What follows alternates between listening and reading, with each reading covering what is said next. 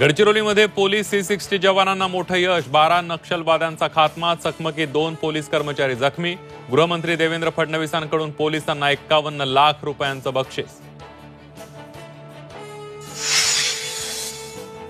लाडकी बहीण योजनेनंतर मुख्यमंत्र्यांकडून लाडक्या भावासाठी खास योजना, 12वी पास विद्यार्थ्यांना दरमहा 6,000, डिप्लोमा विद्यार्थ्यांना 8,000 तर पदवीधर तरुणांना 10,000 रुपये स्टायपेंडची घोषणा।